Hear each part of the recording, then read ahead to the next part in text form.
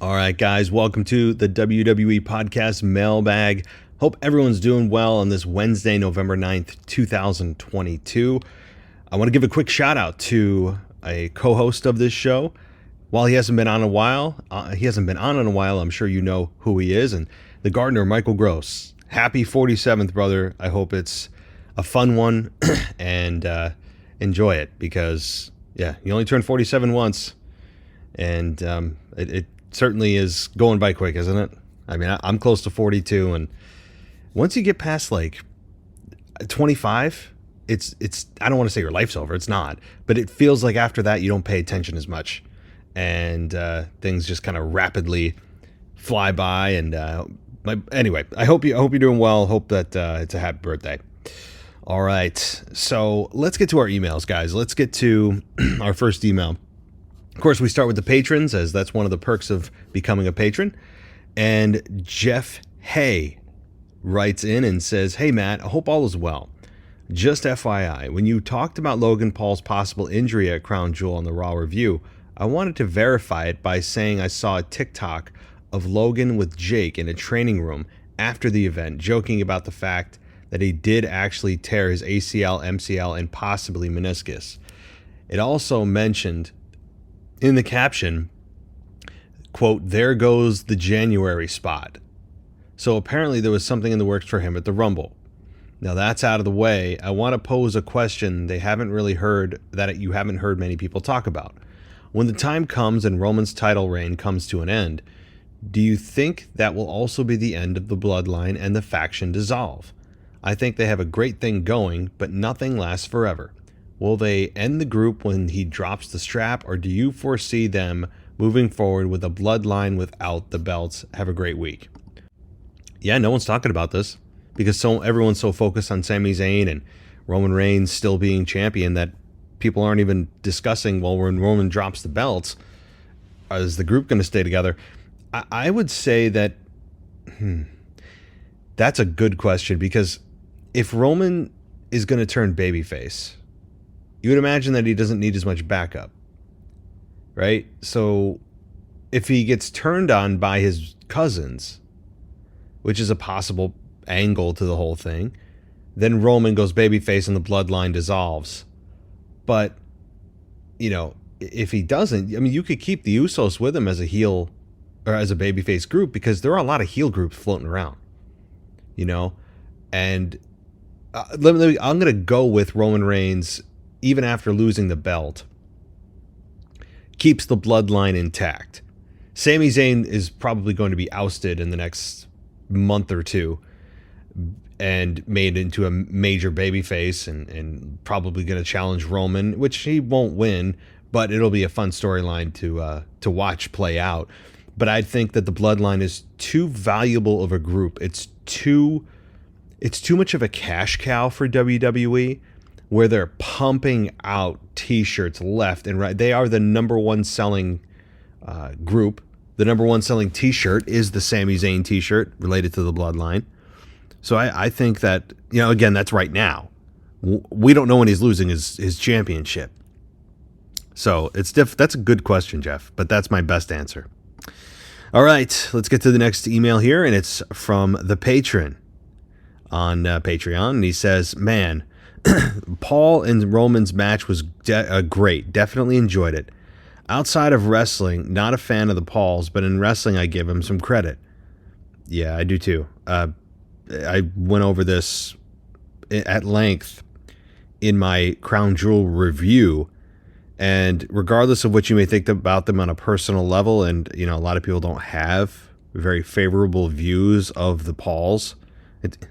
By the way, it's also weird that they have like first names for last names. It gets me kind of confused. But the fact is that he put in the work. Logan Paul put in the work to bust his ass to get him to a place where he could perform at that level. And I give him all the credit in the world because he took it seriously. And that's, I think, the number one thing. Now, your next question, I knew Alexa was going to lose. I hate the 50-50 booking. So my question is, Where do they go now? I saw the video come up on Alexa when she was talking. So maybe her and Liv join Bray. What do you think? They win the titles, maybe. So they're out of the title. They have to be out for serious contention of taking back the women's tag team titles. I mean, that would just be preposterous for them to win it again, bouncing back and forth for no apparent reason. I think the reason, the more I think about it, of them dropping the belts at Crown Jewel was that they wanted to have the effect of Nikki interfering, screwing over Alexa and her team, to have the maximum effect. If they weren't champions and they went into that match and they were about to win them, but Nikki cost them, I mean, that'd be bad. But it's worse when the heel costs the current champion the championship, whether it's tag team or singles titles. So I think that's all the maximum effect. Also, I do believe that they want to put the belts back on Damage Control, Io Sky, and Dakota Kai, because I believe that they have a returning Sasha Banks and Naomi.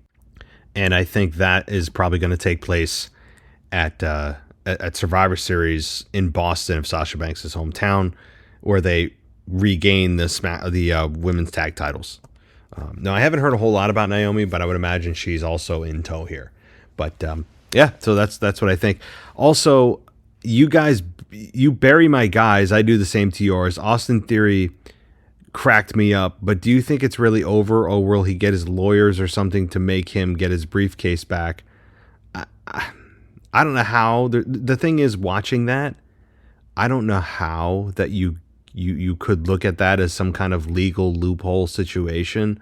It was fairly cut and dry that, the bell rang.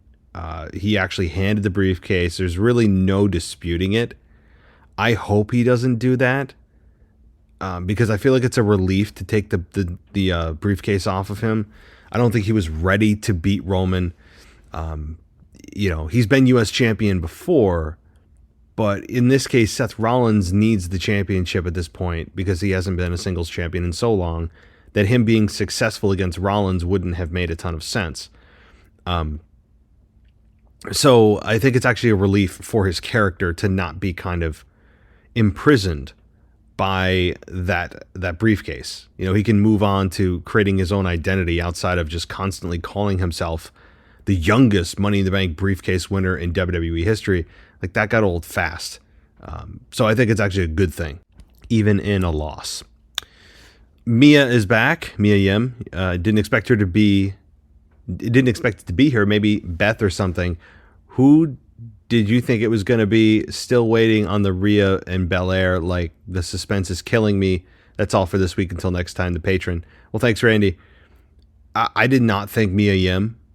I'm imagining most fans probably had to think about who that was. Even when she was revealed, they had to take a second look and go, who again? And when the announcers said it, they were like, oh, that's right. Like, I've heard of her.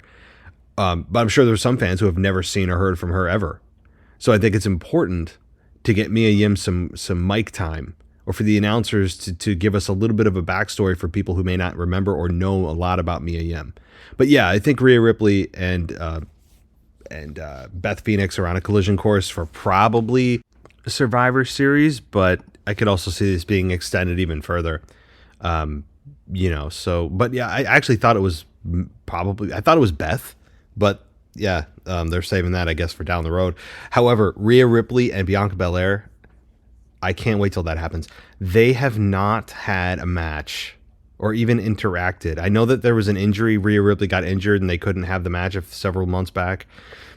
And I forget who stepped up in her place, but that is I believe, a WrestleMania worthy matchup for Bianca Belair. Or as I've said before, what about Bianca Belair versus Ronda Rousey?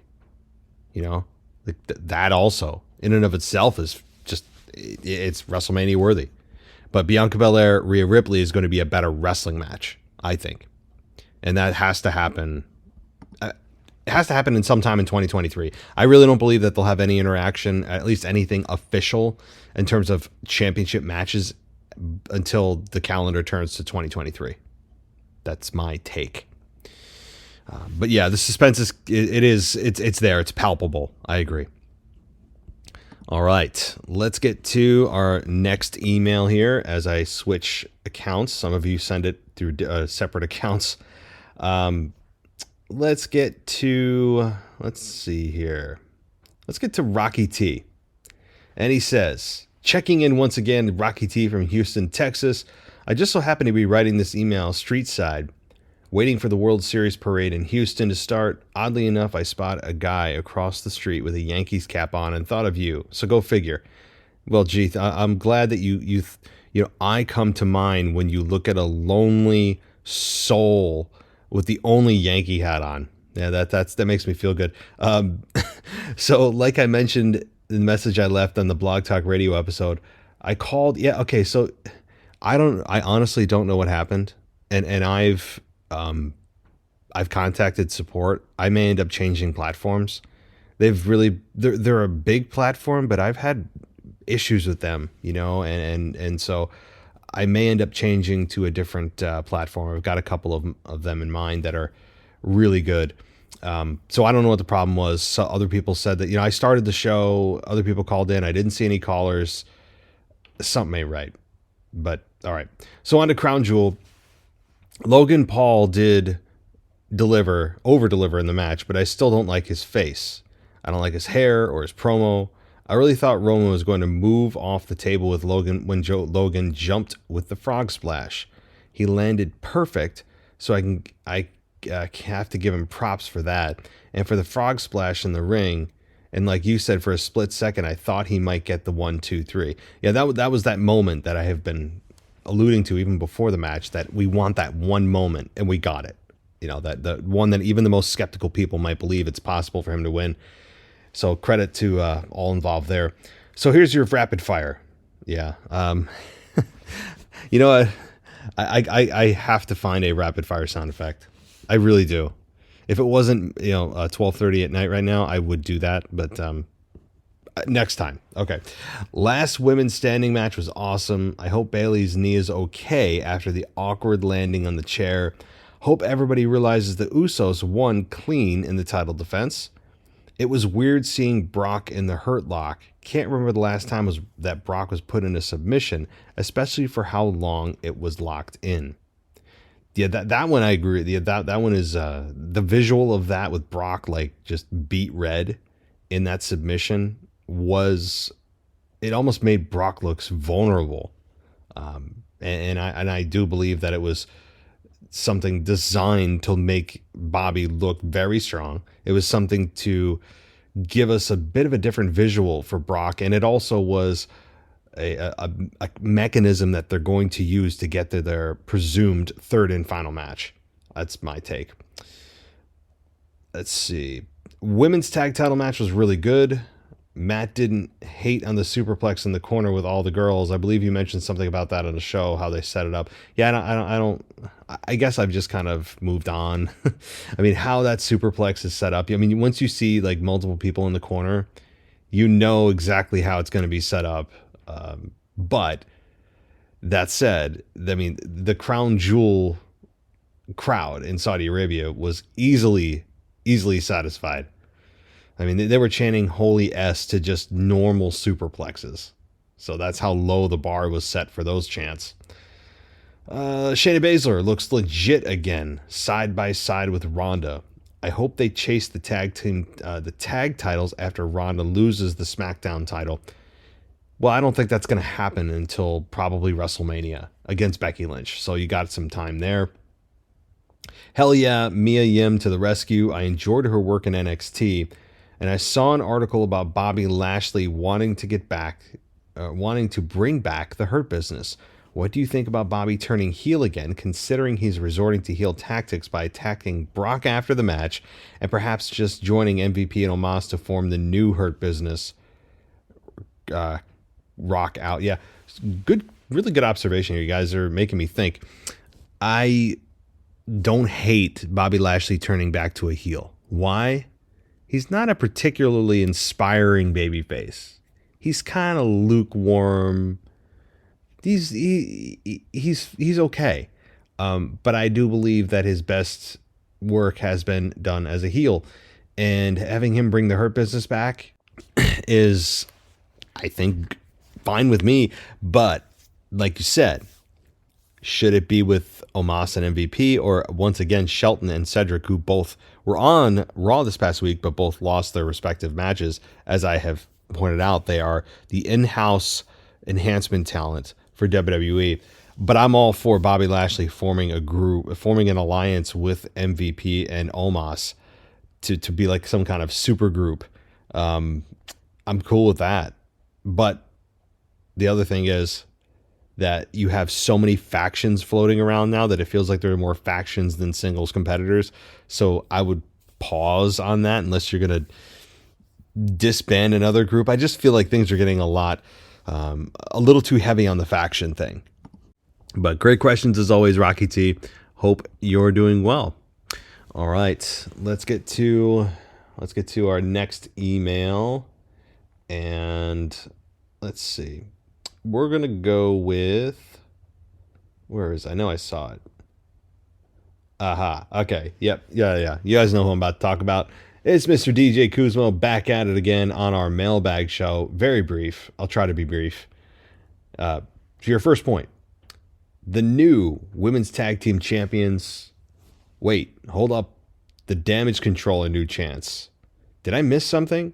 What was the point of them having to lose the tag team titles on free TV on Monday and then win it back on Saturday? It doesn't make any sense. Well, I did explain that if you heard me earlier in the show, so I think it's the best explanation I could come up with. The second point, I'm not going to complain that Austin Theory got a failed cash-in. He will rebound back in the near future, just not this year. I'm just confused with the booking of Mustafa Ali. Wasn't he supposed to continue on-again, off-again feud with Seth? And if WWE Creative does a triple threat for the U.S. title at War Games, Survivor Series, of Austin Theory versus Bobby Lashley versus Seth Rollins, where does this leave Ali? Back to the proverbial back of the line? Yet, Ali, if you're an Ali fan, you have to be concerned about this. I mean, he was not just figuratively, but literally shoved aside for the quote-unquote bigger and more deserving men on Raw. I mean, we saw it in a segment of Raw with the Open Challenge. He was literally tossed aside like he was a child. So he doesn't seem to pose any kind of real threat. But if they insert him into this match and make it a fatal four-way, again, there's nothing announced. This is all still conjecture. If they make that presumed triple threat into a presumed fatal four-way, you could definitely have Ali in that match as a guy that is by all accounts an underdog and a long shot. But he would add so much to the match from a wrestling perspective. He'd be a lot of fun to watch work in that match. And he could be the dark horse pick for some people. But right now, I think it's a triple threat. With Ali maybe moving on to something else or just being completely left off the show. But we'll see. I wouldn't hate Ali being brought into that at all. All right. So third point. The SmackDown World Cup tournament starts Friday for the Intercontinental Championship, but wouldn't it have made sense to have the tournament occur on both brands, Raw and SmackDown? For Roman Reigns, the unified titles instead, he said, since he is a, quote, dual champion to both brands, and pretty much there's not going to be a WWE draft, just rename it to the WWE World Cup tournament. So this is the thing. Right now, WWE is in a place that they like because they can claim both things are true at once. They can say that they have a brand split while also in the same breath saying, well, we have crossover matches. It's really a claim that is easily debunked because you could say, well, if you have a brand split, you can't claim that you have interpromotional matches. And when there's no security or anyone chasing guys from Raw that come to SmackDown and vice versa, the illusion of a draft or an actual brand split fades quickly. So they would claim that there's separate rosters, and there is, but there's nothing stopping anyone from coming over from any brand. But right now they're choosing to go with, well, this is an intercontinental. This is the Intercontinental Championship. It's on SmackDown. It's not on Raw. So right now they're picking and choosing when it's convenient for the story. If they want to create the illusion or lie, if they want to feed the lie of a brand split, or if they want to back off of it. And right now for the Intercontinental Championship, it's convenient for them to lie to us that there is an actual draft or an actual split of the roster. So that's what I think. Final point. Even though this will be the umpteenth time of New Day Poo Day versus the Usos, it will be a good match. Even though the obvious winner will be the Usos, but just enjoy wrestling. Enough said. This is DJ, and yes, I see your voicemail. So that's exactly what I have been preaching for this match, and really others, like the Roman Reigns and Logan Paul match. I said, just enjoy the match. I mean, it doesn't mean just because the outcome is all but certain that you can't enjoy the ride and have that moment or two that make you believe, wait a minute, I might have been wrong. Oh my God, holy crap, it could happen. It's just it's a fleeting moment. It doesn't last long, but those are the types of things you're looking for on top of just a great quality wrestling match that has, drama infused into it, have the announcers get into it, the crowd get into it. That all helps. But those are the things you're looking for. That's exactly right. So yeah, the Usos have like a 99% chance of winning. But if you're a fan, you shouldn't look to the conclusion. You should look to the journey, or whatever other sappy thing. I feel like I just read too many Instagram inspirational quotes about like, oh, it's not about the destination, it's about the journey, or some kind of, oh boy. But if I ever say live, laugh, love on this show, and I mean it, just stop listening to this show. I mean, just don't ever listen to me again. All right. It's just, I don't know. One of my pet peeves. Maybe it'll be for an After Dark show. All right. So thanks, DJ. We are going to get to our next email, and let's see here. We are going to get to Wes, and he says, hope you're well. I just wanted to drop a quick email to say I don't think Uncle Howdy is, quote, real. I think he's a figment of Bray's imagination, which is why it's Bray under the mask and not Bo Dallas or anyone else people have suspected it may be. Bray is tormented. He wants to forget the monster he became, the Fiend, but Uncle Howdy won't let him and wants to bring the Fiend back. I think that's where this is heading, a return of the Fiend, which is why there was the tease of Alexa at Crown Jewel. I think Uncle Howdy wants to use Alexa to help him lure the Fiend out. It's possible, but I think here's the thing though. Fans aren't clamoring or dying or hashtagging or anything for the Fiend to return.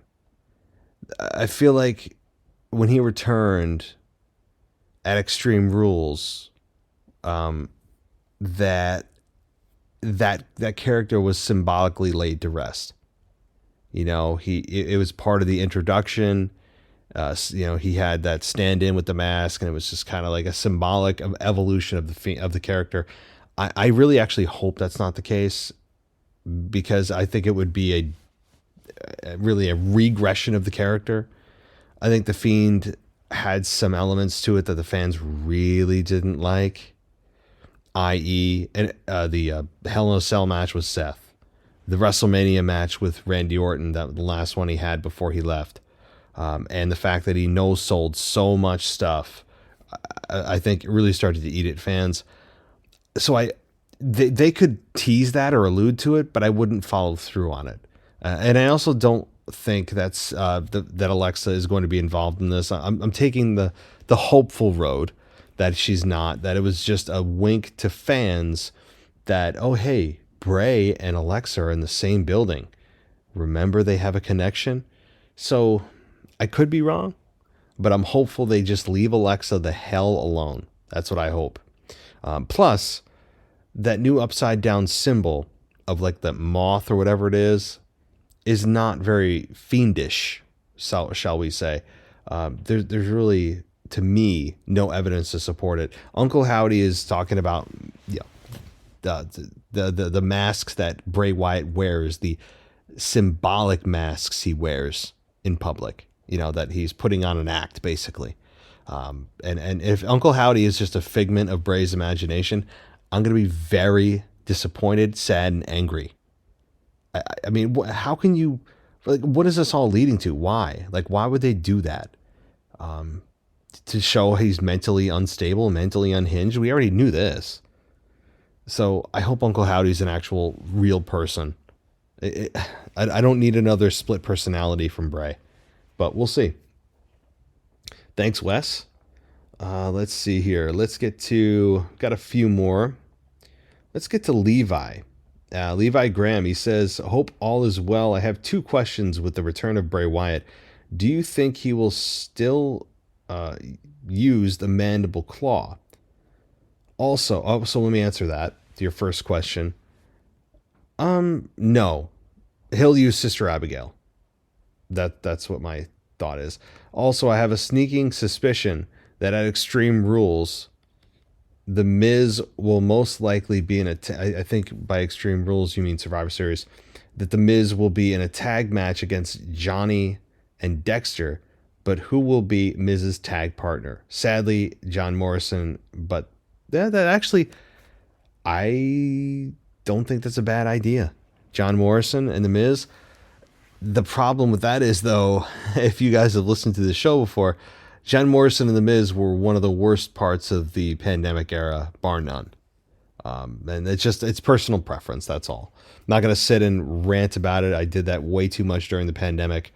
But let's just suffice it to say, in very short summation, The Miz and John Morrison were like watching 2 insufferable 15-year-old freshmen in high school try to be funny, and it's just cringeworthy.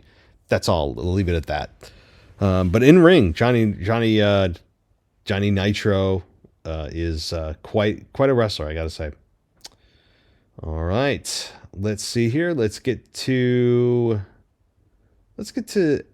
Adam in the UK, and he says, as WWE are making a big thing about Seth and Roman 10-year anniversary, how about they have a Survivor Series match, but with only the WWE title on the line? That would be a way to get the main world title back on Raw and could lead to a Bray, Roman, and Seth Cody title match at Mania. Arguably the biggest 4 stars in the business. It would also add more value to Theory and Money in the Bank, who he will cash in on. Well, we have that answer, don't we? Cody could finally win the world title, only for Theory to cash in. Well, again, your theory is debunked only because you sent that email before you saw Theory cash in, so it's not your fault. But I really don't think that they're going to split the belts. I've been an advocate of that. I've been harping and hoping and praying that they split those belts. There's really no good reason not to, because you can continue the streak, and if you don't even want Roman to take a loss, you could have Triple H come out and strip him of the championship. I mean, that's a possibility, but so far that hasn't happened. Also, a side note, I live to where Wade Barrett is from in the UK. The reason he struggles saying Bianca is because in the UK we have a name that is pronounced Bianca, not Bianca, like you guys have in the States. He's from the north of England, which has a much stronger accent than the South near London. I appreciate you clearing that up.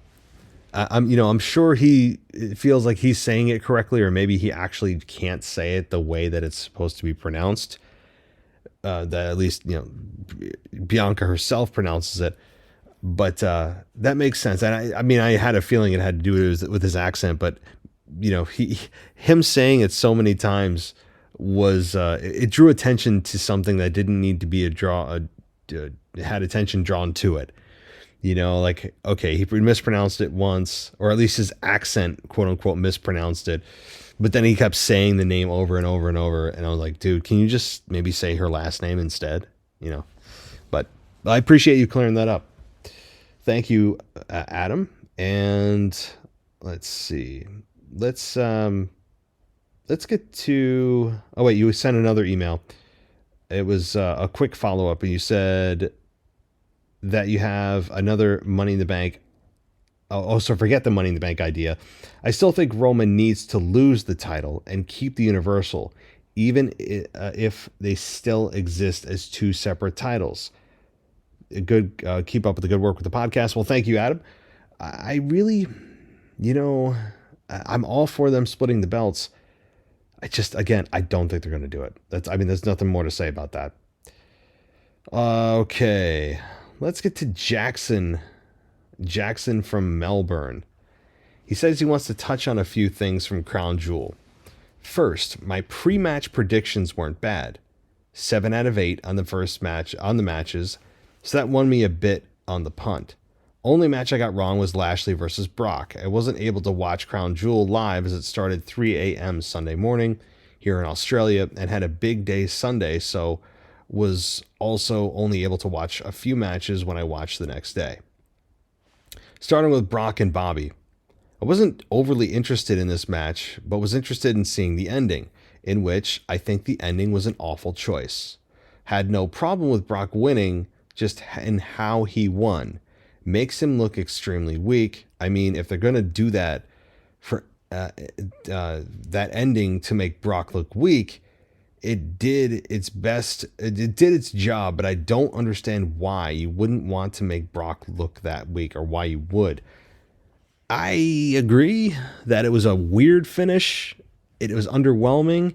Really, Brock Lesnar, Roman Reigns, Brock Lesnar, Bobby Lashley as a whole for their 2 matches here have been underwhelming. I mean, it's extremely disappointing for me as a whole. But I agree. The women's tag team title match, I didn't have high expectations, but I did watch it all. And like you, also enjoyed the match. It surpassed my expectations, especially in the last 5 to 10 minutes. I was also expecting to see Sasha and potentially Naomi return. I was never a massive fan of Naomi, so it doesn't bother me if she doesn't come back. But Sasha Banks, I really want back in WWE.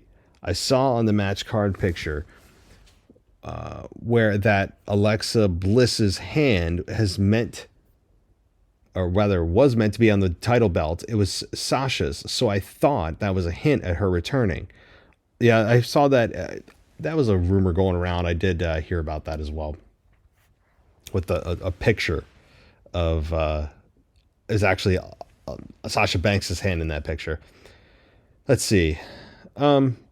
Also, with the interview beforehand and Bray Wyatt's image popping up, I don't think it was for Alexa Bliss or just for her. I thought the look on her face was actually sort of annoyed or something like that, but my girlfriend noticed something weird about Asuka during, so I went back and it looked like Asuka was possessed or something. Her face was acting weird, especially her eyes. The only reason I think that the belts went to Asuka and Bliss on the previous Raw was because they wanted at least one title change on Crown Jewel and or to build belief that Bayley could beat Bianca, with Dakota Kai and Io Sky winning back the title belts earlier in the night. That's an interesting take on Asuka being mesmerized by the Bray Wyatt symbol. Here's the thing, though. Asuka has bizarre facial expressions all the time. I mean, she's a walking cartoon. So I wouldn't read too much into this, but keep it in your back pocket, certainly. I won't really touch much more on many of the matches, as I don't have much to say, but I thought it was interesting how Michael Cole not only acknowledged the Bullet Club, but also mentioned them, and the right decision was made with Judgment Day winning, as well as Drew defeating Cross was the right decision. I love to cheer the heels, boo the faces, and Cross is one of my favorites, purely based off his NXT run, which it was still the right decision in their second match to build for their third at Survivor Series, in which I believe Cross will win. And the Logan Paul Roman Reigns match, I surprisingly enjoyed this. I've hated the Paul brothers since their Vine days, but Logan definitely has my respect now for his efforts in the ring. The only thing I didn't like, which was probably planned, was Logan grabbing his mate's phone to record him jumping onto the Roman on the table. I think it just touches back to outsiders not taking it seriously, and Logan has put in the work, but I think this takes away from the fact that he has put in the work. I would agree. I mean, from just an observational standpoint, that the initial reaction for me for Logan doing that was just, to me, it was not a productive moment from, a babyface movement perspective. However, it did get millions and millions of views. It went kind of viral for a short period of time. So to WWE, from their perspective, I don't think they give a damn about what the crowd was doing in person. I think that they care about the fact that 20 million people viewed that clip. Eyeballs on the product, my friend. That's what's key. Also, with Uncle Howdy, if you look at his left ear at the piercing, Bo Dallas has the exact same piercing on the same ear in the same spot. So I pretty much think it is Bo, as he does have a sort of similar voice to Bray. That's all for this week. Thanks, and enjoy your week. Well, thanks, Jackson, from Melbourne. I hope you're doing well.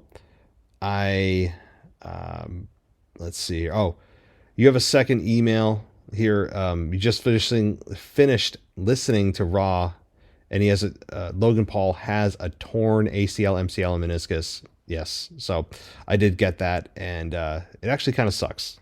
It does, because he, while I don't want to see him in championship matches right now, he's way ahead of what he should be doing athletically and psychologically in the ring right now. So I give him credit for that.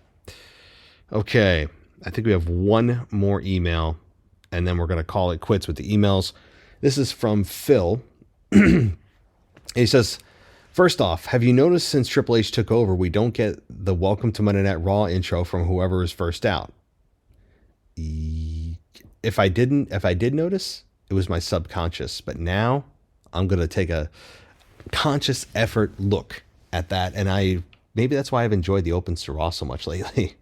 I read somewhere that Triple H has got a plan on how Roman will drop the titles, but this won't be anytime soon. My view is WrestleMania is the best place for this to happen.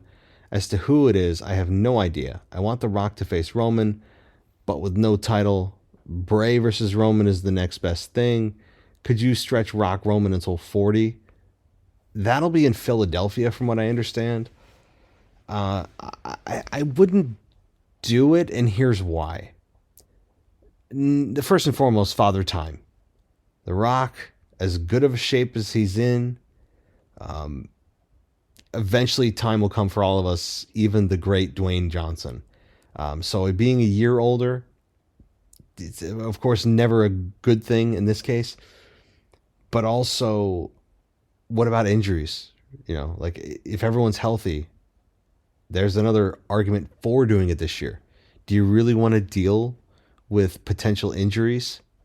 Like something catastrophic happens to Roman, and then your main event for WrestleMania 40 is gone. So, yeah, I just, to me, I would not stretch Rock Roman until 40. If we can get The Rock in and get him into Hollywood, where he's essentially the king of that city, that would be ideal. I have no idea about the Rumble, how it will work this year. If Roman has both belts, what does the winner do? Is that your main event for WrestleMania? Does Bray win the Rumble? Or an even far-fetched idea, does The Rock make a surprise appearance at number 30 at entrance and win? Just doing major fantasy booking. I honestly wouldn't put anything off the table. With Triple H in charge, it's a new day, right? No pun intended. And I just don't think that we should be assuming anything at this point. But it is fun to fantasy speculate, and The Rock is very possible. It's very possible. But he doesn't need to win the Rumble to just come out and challenge Roman, right? But All right, let's go on here. Interesting what happens at Survivor Series with day one being canceled. Rumble's next. And I lost my spot here. And if there's no February pay-per-view, right now there are 2 pay-per-view events before WrestleMania. Crazy. How do you think they would build stories and potential matches? There has to be many weeks where things are just ticking over. I like the long build they're doing with Bray Wyatt. Would like to see him in wrestle a match at some point, but I think that will be a pay-per-view match. Being the demand here will be, he could even have his first match at WrestleMania. The 30th anniversary. Okay, so before I get to the final question, if that holds true, and there was only 2 pay-per-views after Survivor Series between that and Mania, I wouldn't hate that. But, what I think they'll do is just have kind of pay-per-view matches on Raw. Like they'll continue with their stories. I don't think they'll stop in their tracks because they don't have a pay-per-view event and they'll have to build a certain program for 8 weeks, but because they have no shame in what kind of matches they give away on free TV. So we could kind of have some, basically some kind of pay-per-view lineup on Raw over the next, how many weeks between Survivor Series and Rumble. But do I think that Bray Wyatt could be in a match anytime soon? No. Like you said, I think it's pay-per-view. 30th anniversary of Raw is coming up. Do you think there will be any surprises? Do you see Stone Cold coming back? Well, I mean, I'm sure they've contacted Austin about the 30th anniversary of Raw. They'd be silly not to. I mean, absolutely. Even if it's not to come out and build an angle for WrestleMania, which I would still love. I'd definitely, why not? Have some stunners, beer, do all the usual. But thank you so much, buddy. I appreciate it. And we will talk again soon. All right, let's get to the voicemails right now. WWE Podcast World, this is DJ Kuzmo back at it again on your Mailbag show, recorded to you live once again on a Wednesday morning, on a very cold Wednesday morning. And before we get to the beer, my hard report, I gotta say, I don't know if you mentioned this on the Raw review, Matt, but we finally got to see the absolute death of the 24/7 championship. Let's not just say hallelujah, hallelujah, hallelujah, hallelujah to the end of the 24/7 championship with, of course, none other than Nikki Trash. That's right, she's still Nikki Trash in my book. She won the 24/7 title, and backstage, she just walked looking like a zombie and just absolutely dropped she absolutely dropped the 24/7 title, not in the trash bin, but close to the trash bin. So I'm seeing it as that this is the end of the 24/7 championship, the god awful 24/7 championship. I know R-Truth, he is the guy that, he always tries to get that championship, but I hope this is the case, that this is the end of the 24/7 championship. Yes! Yes! Yes! I can't. I was so excited. I'm so pumped up for this. Now, before I lose my train of thought, shout out to the end of the 24/7 championship. Put your hands together because this is what we always wanted. Now, let's get to the next segment. I want to talk about what we saw. I don't know if you guys saw on the Twitter wrestling fields this past Saturday. Braun Strowman feeling himself. We had a 47-star match. My friend, what is a 47-star match? And then you're going to condemn or put down all of the other guys, although the flip-floppers, they could bag groceries. My friend, he got a lot of heat from that. Mustafa Ali did not like that. Even Ricochet did not like his comment. And for some reason, I tried to find that tweet, and it seems like Braun Strowman deleted that tweet, talking about we don't need another set of flip-floppers in professional wrestling because big guys could move too. Whatever the case may be with that, he got some heat. And for Braun Strowman to make that type of comment, that's a dumb move by him. I was about to curse. It was an actual dumb move by him to say something like that. But other than that, let's get to the meat and potatoes of this show, and that is the Veer Mahad Report. Now, we did not get an appearance. We did not get an appearance of Veer Mahaan on NXT last night, but the Veer Mahaan report always continues to roll, and I always check what's going on Twitter, on Instagram. So I saw that he posted on Instagram 2 days ago that he is in the gym, that Veer Mahaan is in the gym pumping and always lifting weights. I want to see what's happening next week, because his last Twitter post was that he says they take your kindness for weakness. Now that line was mentioned to none other than Sangha last week when Veer Mahaan told him that. So hopefully we get to see Veer Mahaan and Sangha and the Indus Sher next week on NXT. And with that being said, I have one more thing to say.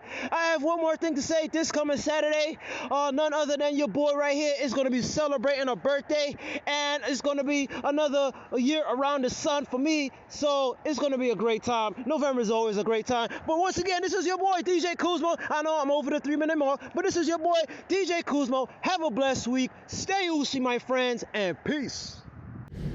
DJ, well, listen. First of all, happy birthday. Okay? Happy birthday. I hope it is an enjoyable one. Another trip around the sun, as they say, right? So, yeah, happy birthday to you, and do something fun. The 24/7 title. And you guys may notice my audio sounds a little more echoey right now. That's because I'm actually at work at my office recording this. So, promise you won't tell anyone. I'm in like a little enclave. So these are the things I do, guys, because I actually fell asleep in the middle of recording last night. Like, I literally was asleep, and I had to wake myself up, and I'm like, I'll finish this tomorrow. That's why my sound suddenly sounds a little bit different, because it's picked up the next day. But the 24/7 title, I have no sympathy for that championship anymore. It lost its luster and fun a long time ago, so I'm with you. If she wants to Medusa that thing and dump them directly into the garbage can, I don't care. I'm with you. I'll celebrate with you. Have a alcoholic beverage for me on your birthday, specifically celebrating that particular victory for us fans.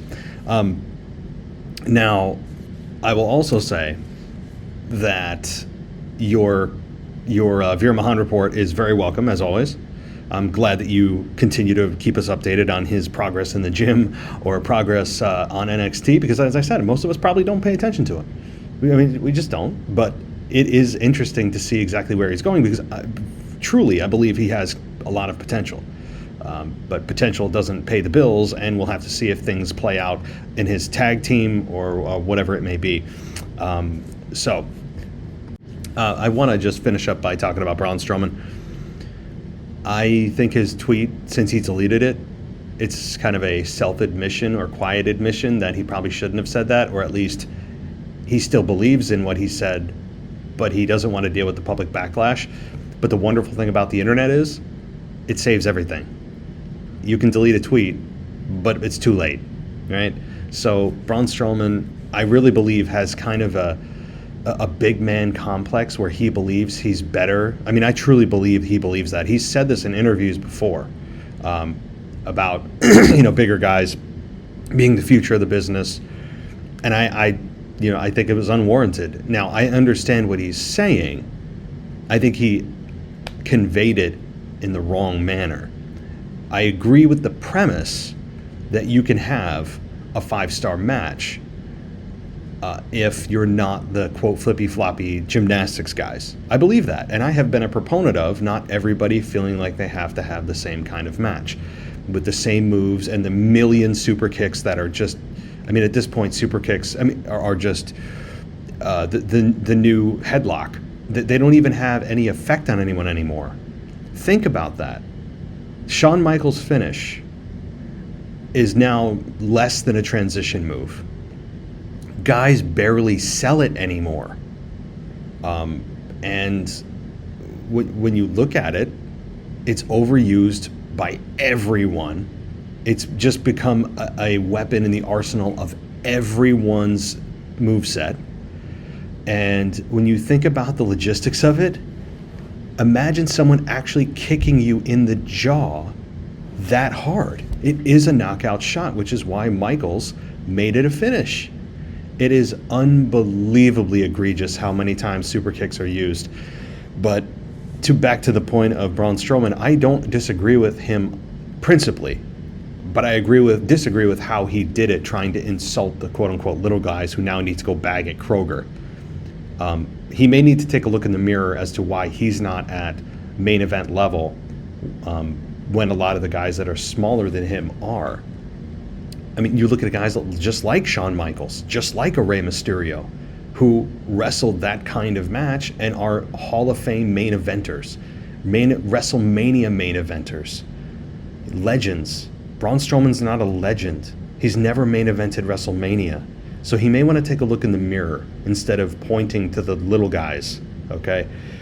So I don't disagree with his message. I disagree with how he delivered it at the expense of the quote-unquote smaller guys. So, all right, thanks, DJ. Let's get to the next caller. We only have a couple more. Hey, it's Kyle from Baltimore. So I wanted to talk about what the crown jewel from yesterday. Overall, it's a good show, I thought. I love the fact that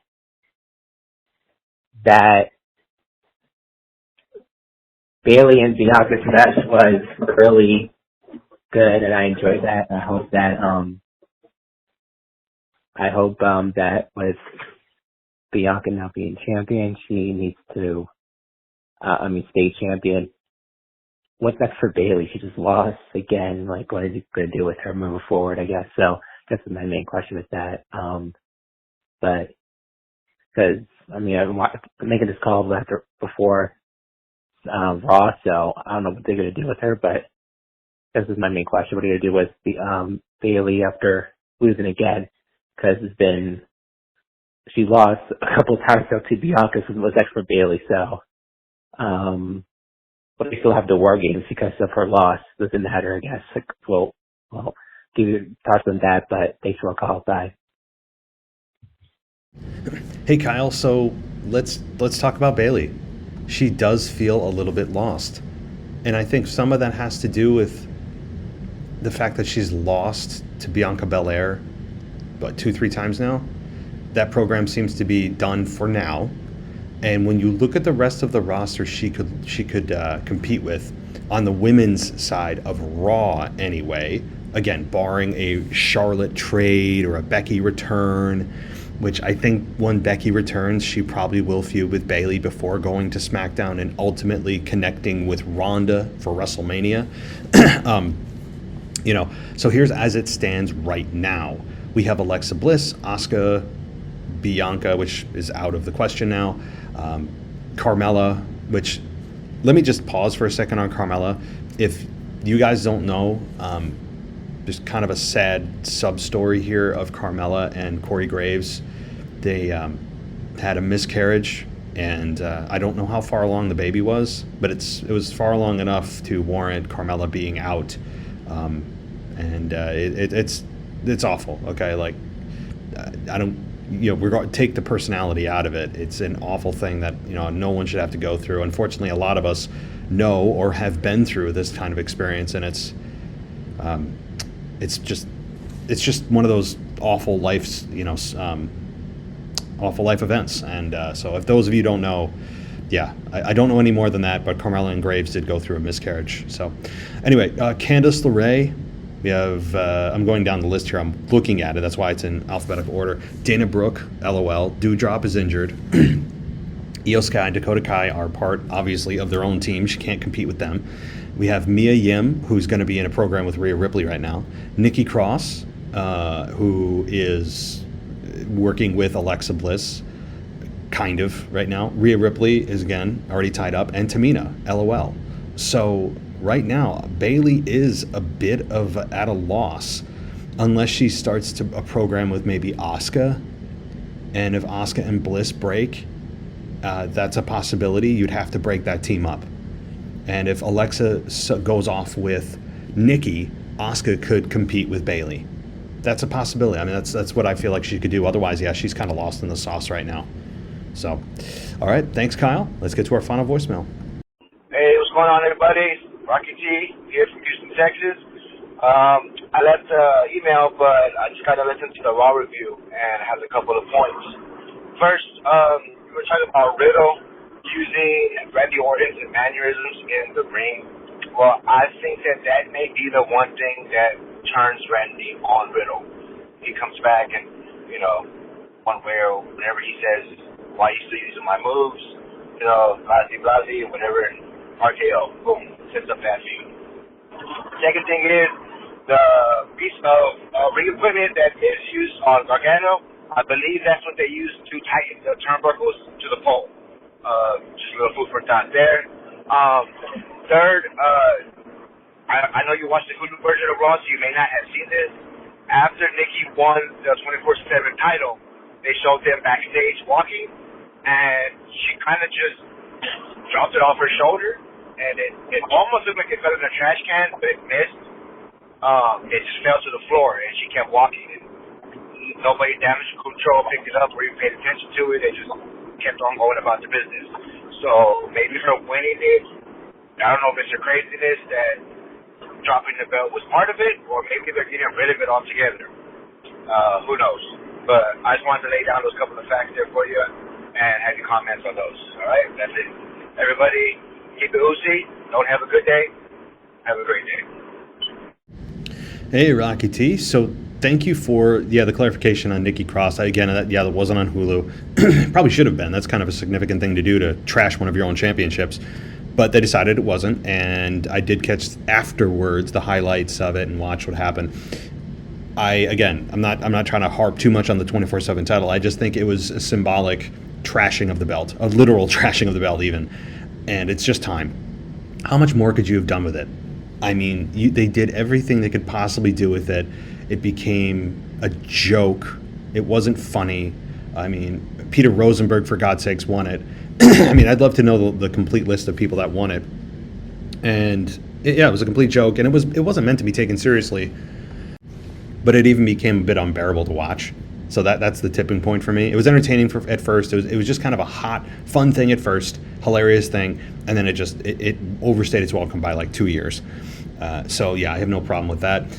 As far as our Randy Orton coming back and hitting an RKO on Riddle, these two seem to be destined for WrestleMania this year. And Randy Orton coming back, he'll get a huge pop whenever this happens. I don't even know when Randy Orton's coming back. But he'll pretend to be buddy-buddy with Riddle, and wham, RKO. I think that's exactly right. Now, it may not be solely due, when he tells us why he did it, solely due to the fact that he was mimicking his maneuvers. That'll be part of the explanation. But he could just say that you've been riding my coattails for far too long, that kind of thing. And it's going to be fun to watch. No doubt about it, whenever this happens. Because Riddle, to be honest right now, is flailing. He feels lost. He's interrupting segments that are he has no business interrupting. And like this past week, for example, interrupting the Usos and the New Day in one of their best promos that they've ever had together, and coming out to make stupid bong jokes. I mean, you talk about pouring cold water onto a hot segment. That was just ridiculous. That kind of thing. His character is not getting great reactions right now. He's cooled off significantly since the Seth Rollins program.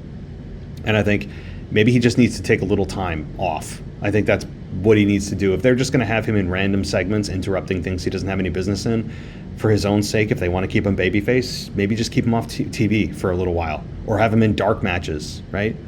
You could do that. So, all right. Well, thank you to all the callers. Thank you to all the emailers. I really appreciate everyone who makes this show what it is. We have closed at least for me, I've closed out my shows for the week. It is going to be the rest of the week up to my other great co-hosts with the AEW Week and our weekly wrap-up with Travis Hughes, and also the Retro Show with Anthony DeMarco, and our SmackDown review team of John and Mike. So don't forget to check those out, guys. I really appreciate your support. If you want to support us even further and get rid of these ads, you can do it at patreon.com/WWE Podcast or Apple Podcast. There's a subscribe button, ad-free, 99 cents a month or $10 for the whole year. That's 2 months free for all of our shows that we do, all ad-free. So you don't have to skip through or curse at the show that we have too many ads. That's a great way to do it. and I really appreciate all the support. So thank you, everybody, for listening. Take care. I'll talk to you next time. Thanks for listening to the WWE Podcast. Don't forget to subscribe on your favorite podcast app so you don't miss a show, or head to WWEpodcast.com. And for all of these shows ad-free, head over to patreon.com/WWE Podcast. Until then, we'll see you next time.